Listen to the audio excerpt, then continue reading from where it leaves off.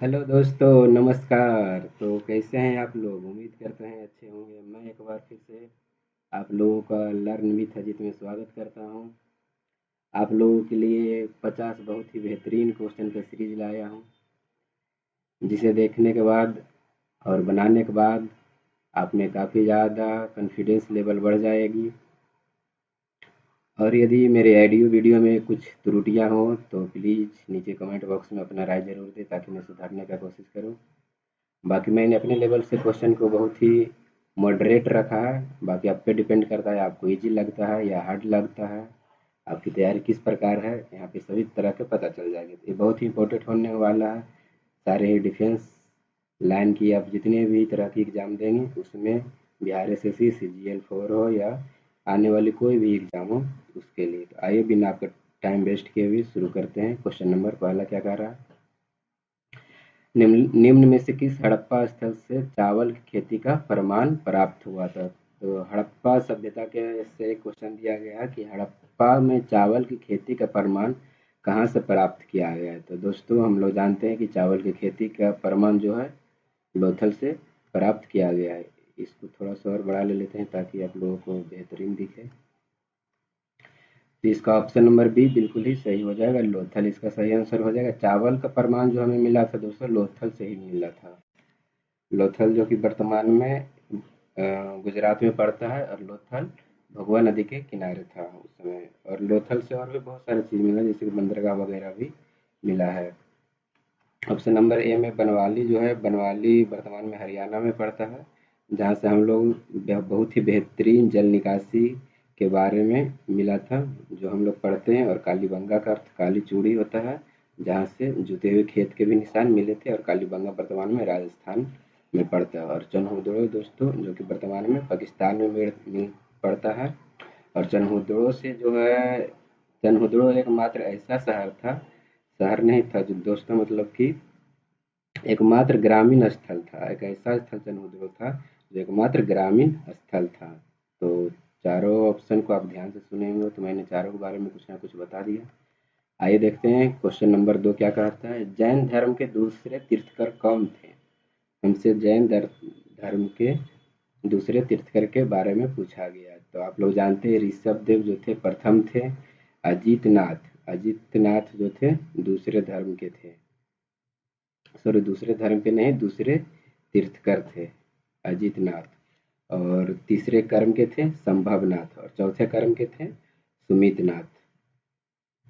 और टोटल आप लोग जानते हैं कि जैन धर्म में 24 तीर्थकर हुए थे, और 24वां महावीर स्वामी थे।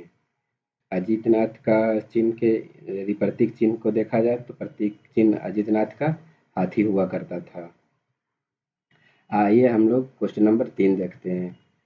कुशीनारा निम्न में से किस महाजनपद की राजधानी थी? यानी कि पूछ रहा है कि कुशीनारा की महाजनपद की राजधानी कौन सी थी? तो हम लोग जानते हैं कि कुशीनारा की राजधानी मल हुआ करती थी। इसका सही आंसर हो जाएगा ऑप्शन नंबर ए, मल हो जाएगा। और मल हो जाएगा। ऑप्शन नंबर बी में जो अवंती है, अवंती की दोस्तों दो राजधानी हुआ करती थी। उत्तर में अवंती की राजधानी उज्जैन हुआ करती थी, और दक्षिण में माहिष्मती हुआ करती थी। और सूरसेन की राजधानी कहाँ, मथुरा हुआ करती थी। और असमा की राजधानी पोटली या पोटन जो भी बोला जाता है वो होता था, जो कि हम लोग जानते हैं कि 16 महाजनपद में बांटा गया था सभी को।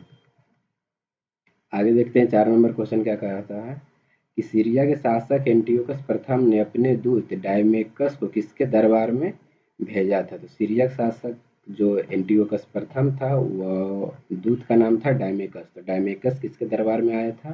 तो डायमेकस आया था बिंदुसार के दरबार में। इसका ऑप्शन नंबर सी बिल्कुल ही सही हो जाएगा।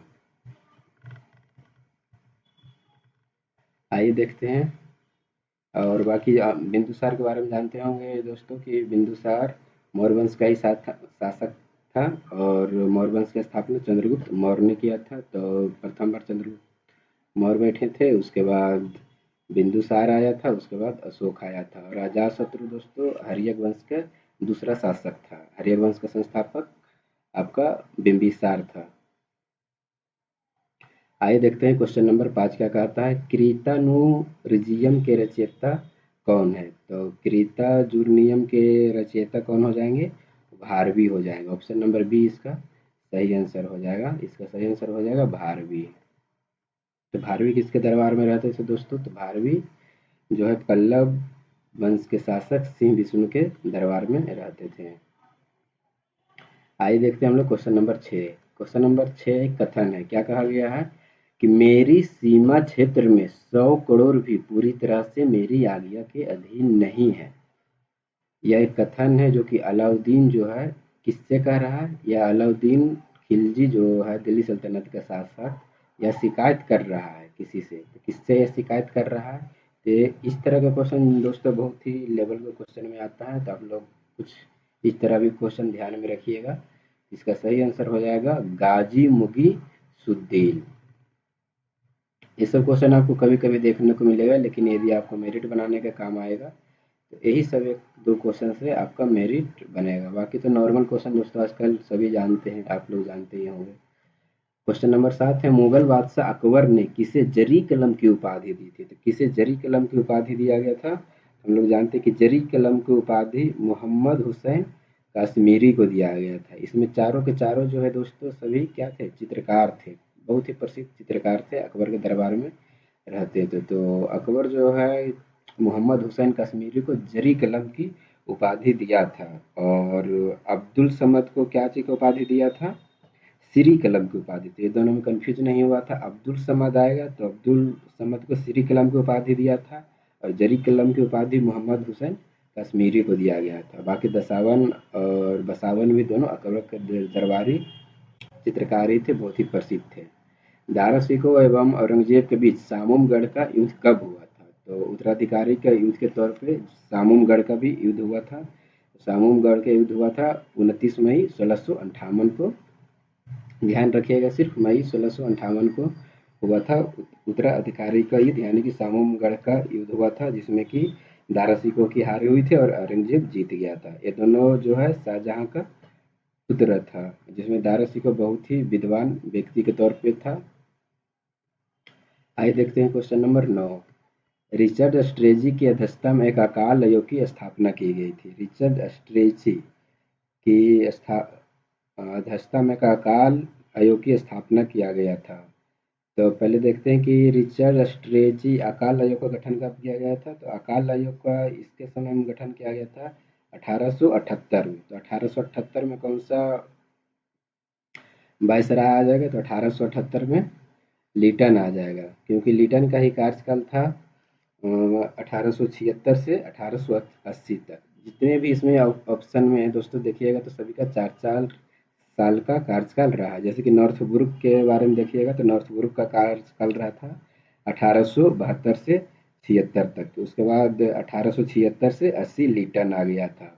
उसके बाद 1880 से 84 रिपन आ गया था। उसके बाद 1884 से 88 डफरीन आ गया। तो इस तरह से एक अथी संयोग है कि इसमें चारों ऑप्शन ये सभी कार्यकाल 4 4 वर्ष के थे। आइए हम लोग क्वेश्चन नंबर 10 देखते हैं। रहीमू माई माईदायन सभा के संस्थापक निम्नलिखित में से कौन थे? तो रहीमू माई माईदायन के सभा के संस्थापक दादा भाई नौरोजी हो जाएंगे, जिसे हमें ओल्ड मैन के नाम से भी जानते हैं। आगे देखते हैं क्वेश्चन नंबर 11। अमृत बाजार पत्रिका के संपादक कौन थे? तो अमृत बाजार पत्रिका के संस्थापक इसमें से कौन हो जाएंगे? शिशिर कुमार घोष हो जाएंगे। अमृत बाजार पत्रिका के संस्थापक शिशिर कुमार घोष हो जाएंगे।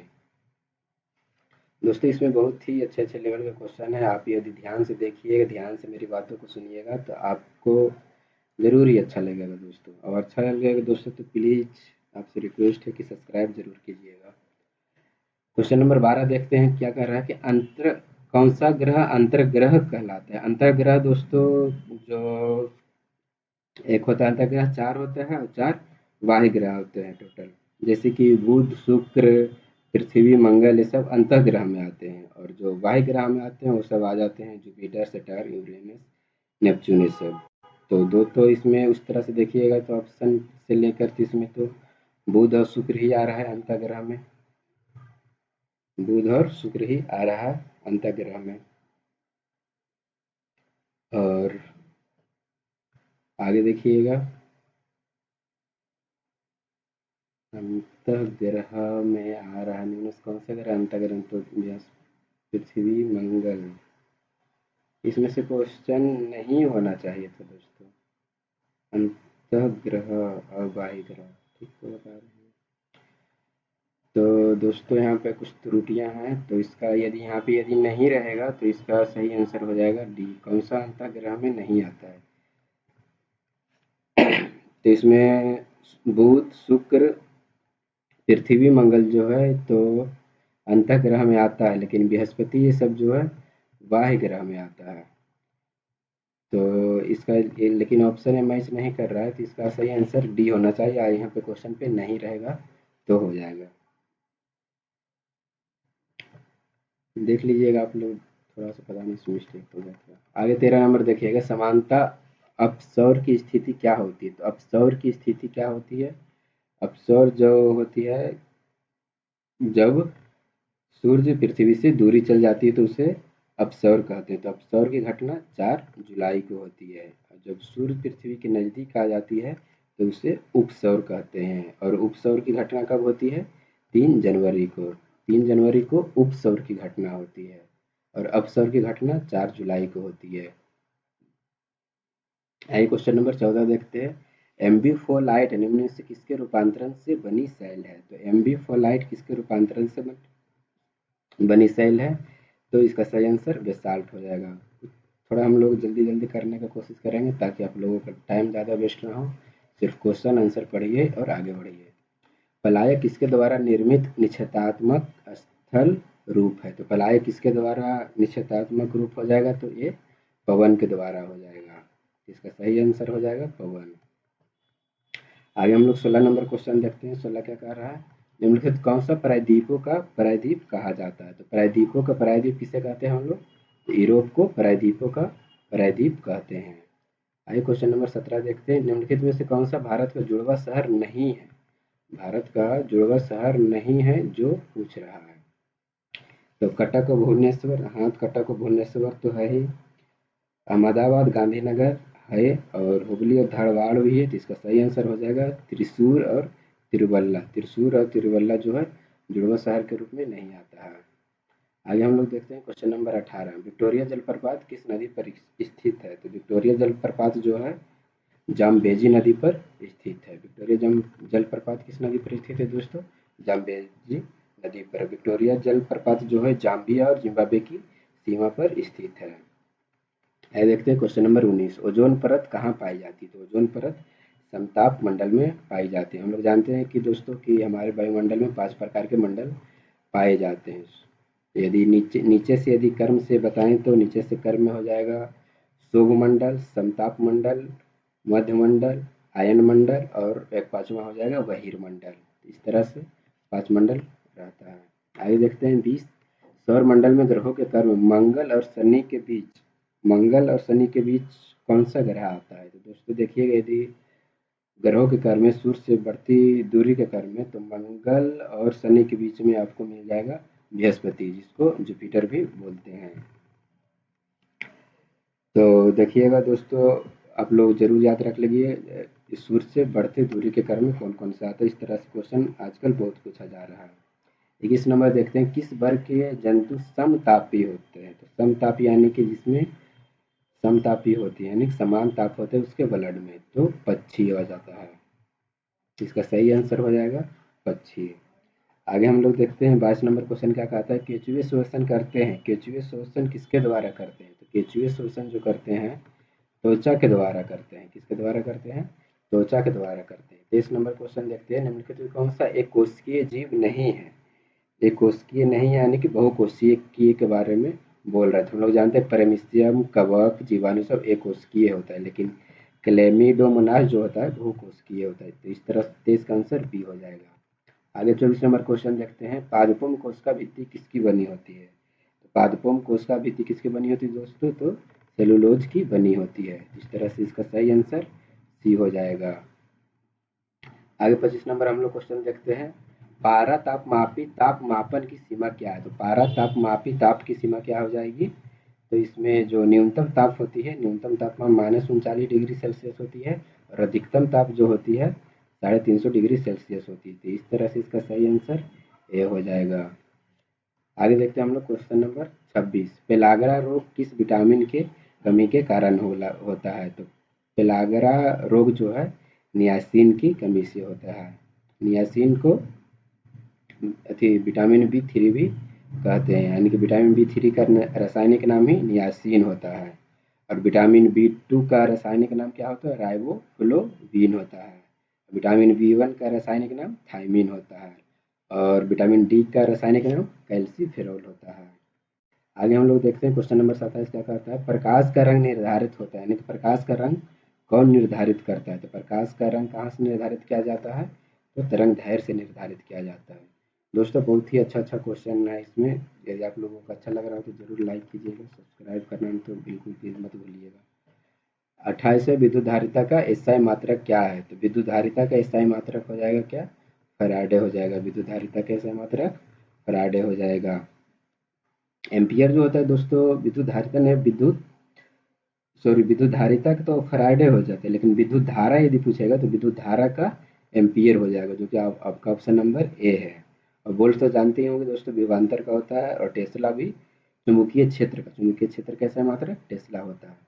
29 नंबर हम लोग क्वेश्चन देखते हैं। निम्नलिखित में से कौन सी धातु जल के साथ समान ताप पर ही अभिक्रिया करती है? तो दोस्तों जो समान ताप पर अभिक्रिया करने वाली धातु है सोडियम। सोडियम परमाणु संख्या 11 होता है। और मैग्नीशियम जो है दोस्तों गर्म पानी के साथ अभिक्रिया करता है और मैग्नीशियम की परमाणु संख्या 12। और एल्युमिनियम जो है दोस्तों भाप के साथ अभिक्रिया करता है और एल्युमिनियम की परमाणु संख्या 13। और कॉपर जो है दोस्तों कॉपर मतलब कम रिएक्टिव होता है, ना के बराबर रिएक्ट करता है। कॉपर की परमाणु संख्या 29।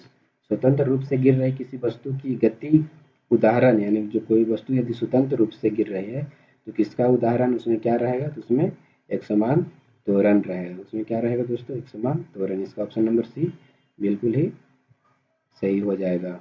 आगे हम लोग देखते हैं क्वेश्चन नंबर 31 क्या कहता है? सस्ते आभूषण बनाने में उपयोग होने वाला रोल्ड गोल्ड निम्नलिखित में से किस अवयव का बना होता है? यानी कि पूछ रहा है रोल्ड गोल्ड जो सस्ता आभूषण जो देखने में सोना जैसा लगता है वो किसका बना होता है? तो रोल्ड गोल्ड जो है कॉपर और एल्युमिनियम का बना होता है, जिसमें से कॉपर ही 90% रहता है, इसलिए वो पीला दिखता है। और 10% एल्युमिनियम रहता है। तो इसका सही आंसर हो जाएगा कॉपर और एल्युमिनियम। और पीतल में कॉपर जिंक होता है। और पीतल में कॉपर जो होता है 70% होता है, 30% जिंक होता है। इसका 31 का सही आंसर ए होगा। 32 नंबर देखते हैं। निम्नलिखित में किसे हरा कशिश के नाम से जाना जाता है? तो हरा कशिश के नाम से किसे जाना जाता है? तो फेरस सल्फेट के नाम से हम लोग हरा कशिश को जानते हैं। फेरस सल्फेट का रासायनिक सूत्र क्या होता है दोस्तों? बताइएगा आप लोग। FeSO4 के वाटर कितना रहता है? 7H2O रहता है। तो फेरस सल्फेट का FeSO4 into 7H2O ferrous sulphate कहा जाता है। किसे? हरा कशिश को कहा जाता है। आगे हम लोग क्वेश्चन नंबर 33 देखते हैं। पारा को संग्रहित करने के लिए बने पात्र किससे बने होते हैं? यानी कि पारा को संग्रहित किसमें कर सकते हैं? तो पारा को लोहा में संग्रहित पारा को जो संग्रहित किया जाता है लोहा में किया जाता है। हम लोग जानते हैं कि लोहा परमाणु संख्या 26 होता है, तांबा को बताए हैं 29 होता है और जस्ता 30 होता है। लीड यानी पीवी का 82 होता है परमाणु संख्या। दोस्तों परमाणु संख्या भी कभी कभी नॉर्मल तौर पर कोई एग्जाम में पूछ लेता है, तो थोड़ा बहुत ये सब भी ध्यान में रखिएगा। आगे कह रहा है 34 नंबर क्वेश्चन। कौन सा तत्व सभी अम्लों में अनिवार्य रूप से उपस्थित होता है? हम लोग जानते हैं कि कोई सा भी अम्ल हो उसमें हाइड्रोजन का रहना जरूरी है। हाइड्रोजन जो कि एक अवारा तत्व के नाम से भी जाना जाता है। सभी जानते हैं कि इसका परमाणु संख्या 1 होता है। आगे हम लोग 35 नंबर देखते हैं। निम्नलिखित में से कौन सा फेनॉल तथा फॉर्मल्डिहाइड का बहुलक है? तो फेनॉल और तथा फॉर्मल्डिहाइड का बहुलक कौन हो जाएगा? तो बेकेलाइट। बेकेलाइट को यही कहा जाता है फेनॉल और फॉर्मल्डिहाइड का बहुलक। आगे हम लोग देखते हैं 36 नंबर क्वेश्चन क्या कहता है? सह अंशदायी पेंशन योजना स्वावलंबन की घोषणा केंद्र सरकार द्वारा कब की गई थी? क्वेश्चन दोस्तों स्टैटिक के तौर पर है, तो इसको ध्यान रख लीजिएगा। संघीय बजट 2010-11 के तहत जो आया था उस सह अंशदायी पेंशन योजना स्वावलंबन की घोषणा जो कि केंद्र सरकार द्वारा किया गया था। आगे 37 नंबर क्वेश्चन। भारतीय संविधान में मौलिक कर्तव्यों को किस संविधान संशोधन द्वारा शामिल किया गया था। किस संविधान संशोधन द्वारा शामिल किया गया था? तो 42वां संविधान संशोधन को 1976 के द्वारा शामिल किया गया था। मौलिक कर्तव्य दोस्तों जो है स्वर्ण सिंह समिति की अध्यक्षता में लाया गया था। इसको भाग 4 के ए में और आर्टिकल 51 के ए में रखा गया था। आगे हम लोग देखते हैं क्वेश्चन नंबर 38 क्या कहता है। क्वेश्चन नंबर 38 का रहा है दोस्तों कि समानता लोकसभा के नेता कौन होते? तो समानता हम लोग जानते हैं कि लोकसभा के नेता जो बहुमत दल का नेता होता है, जिसके पास ज़्यादा बहुमत होता है, उसी को प्रधानमंत्री बनाया जाता है। तो सही आंसर इसका ऑप्शन नंबर बी हो जाएगा। तो प्रधानमंत्री के बारे में हमारे संविधान में आर्टिकल 75 में चर्चा किया गया है और राष्ट्रपति के बारे में आर्टिकल 52 में चर्चा किया गया है। तो वहीं लोकसभा अध्यक्ष के बारे में 93 में चर्चा किया गया है दोस्तों। तो ये सब थोड़ा आर्टिकल आप लोग ध्यान रखिएगा, ये सब बहुत ही नॉर्मल आर्टिकल के तौर पे आते हैं। आप कोई भी सभी कॉम्पिटिटिव एग्जाम्स की तैयारी कर रहे होंगे तो ये सब याद रखना आपको काफ़ी नेसेसरी हो सकता है, नहीं तो आप नॉर्मल कट्टा भी पार नहीं कर पाइएगा। 39 से मंत्रिपरिषद सामूहिक रूप से किसके प्रति उत्तरदायी हो? तो मंत्रिपरिषद पूछ रहा है, वो भी सामूहिक रूप से पूछ रहा है। तो सामूहिक रूप से लोकसभा के प्रति उत्तरदायी होता है। लोकसभा की चर्चा आर्टिकल में 80 में किया गया है। राष्ट्रपति के बारे में बता ही दिए थे, आर्टिकल 52 में चर्चा किया गया। प्रधानमंत्री 75 में चर्चा किया गया है और संसद को 79 में चर्चा किया गया है।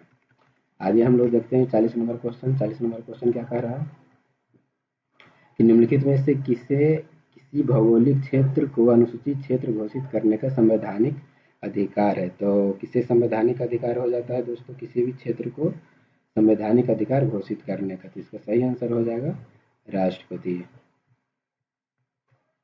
आगे हम लोग देखते हैं क्वेश्चन नंबर कितना हो जाएगा। क्वेश्चन नंबर 41 किसे अस्थाई मित व्यापी कहा जाता है? किसे अस्थाई मित व्यापी समिति कहा जाता है? तो किसे कहेंगे दोस्तों? हम लोग प्राक्कलन समिति को अस्थाई मित व्यापी समिति भी कहा जाता है। प्राक्कलन समिति का स्थापना कब किया गया था आपको पता है? प्राक्कलन समिति का स्थापना किया गया था 1950 में, जिसमें प्राक्कलन समिति में कुल 30 सदस्य होते हैं। लोकलेखा समिति का स्थापना 1919 के अधिनियम के तहत 1921 में किया गया था और 1921 में जो कि लोक लेखा समिति में 22 सदस्य कुल होते हैं। और सार्वजनिक उपक्रम समिति की स्थापना 1964 में किया गया था। ये सब छोटी छोटी बातें दोस्तों ध्यान रखिएगा। 42 नंबर क्वेश्चन का रहा है कि राष्ट्रीय मानवाधिकार आयोग के सदस्यों का कार्यकाल क्या होता है? राष्ट्रीय मानवाधिकार आयोग के बारे में पूछ रहा है। तो इसका जो कार्यकाल होता है वो 3 वर्ष या 70 वर्ष की उम्र तक की होता है। राष्ट्रीय मानवाधिकार आयोग का कार्यकाल होता है। आगे हम लोग देखते हैं क्वेश्चन नंबर 43 क्या कहता है। कित्तम वन्यजीव अभ्यारण्य किस राज्य में? कित्तम के बारे में पूछ रहा है। तो कित्तम जो है सिक्किम में पड़ता है। तो सिक्किम में कित्तम वन्यजीव अभ्यारण्य हो जाएगा। ऑप्शन नंबर सी बिल्कुल ही सही हो जाएगा। आगे हम लोग 44 नंबर देखते हैं। भारत के निम्न में से किस राष्ट्रीय उद्यान में हंगूल पाए जाते हैं? तो हंगूल दाचिगम राष्ट्रीय उद्यान जो कि जम्मू कश्मीर में स्थित है, वहाँ पाए जाते हैं हंगूल। आप लोग माने जानते होंगे असम में पड़ता है, काजीरंगा भी असम में और गिरवन तो गुजरात में पड़ता है। आगे हम लोग देखते हैं 45 नंबर क्वेश्चन। विश्व स्वास्थ्य संगठन का मुख्यालय कहाँ स्थित है? विश्व स्वास्थ्य संगठन का मुख्यालय जो कि जेनेवा में स्थित है। WHO की स्थापना कब हुआ था पता है दोस्तों? 7 अप्रैल 1948 को। बांस नृत्य किस राज्य का प्रसिद्ध लोक नृत्य है? तो बम्बो डांस जो कि आप लोग सुने होंगे बहुत बार, करेंट अफेयर में भी पढ़ने को आता है। बम्बो डांस मिजोरम का प्रसिद्ध डांस है। इसका सही आंसर ऑप्शन नंबर सी हो जाएगा। आइए क्वेश्चन नंबर 47 देखते हैं। DRDO यानी कि रक्षा अनुसंधान एवं विकास संगठन का मुख्यालय कहाँ स्थित है? इसका शॉर्ट फॉर्म जो हम लोग जानते हैं DRDO होता है, उसी को रक्षा अनुसंधान एवं विकास संगठन। इसका मुख्यालय नई दिल्ली में स्थित है। इसकी स्थापना क्या आपको पता है दोस्तों? इसकी स्थापना हुआ था 1 जनवरी 1958 को हुआ था। 48 नंबर क्वेश्चन देखते हैं। निम्न में से किन वस्तुओं की मांग में उपभोक्ता की आय में वृद्धि के साथ गिरावट होती है? यानी यदि कह रहा है कि मांग में उपभोक्ता की आय में यदि मेरी इनकम जो है बढ़ गई तो कौन सी जो वस्तु है उसमें गिरावट देखने को मिलेगी? तो जो निम्न स्तरीय वस्तु, यदि मेरी इनकम बढ़ जाएगी तो हम निम्न स्तरीय वस्तु क्यों खरीदेंगे दोस्तों? इनकम बढ़ने पर कोई भी छोटी छोटी वस्तुओं को नहीं खरीदता है। इस तरह से निम्न स्तरीय वस्तुओं को जो है गिर जाता है यदि आपका इनकम बढ़ता है तो। आगे हम लोग 49 नंबर क्वेश्चन देखते हैं। भारत में वास्तविक सकल राष्ट्रीय उत्पाद की संचयी वार्षिक वृद्धि दर अधिकतम थी। तो किसकी वार्षिक दर अधिकतम थी? तो इसका ऑप्शन नंबर हो जाएगा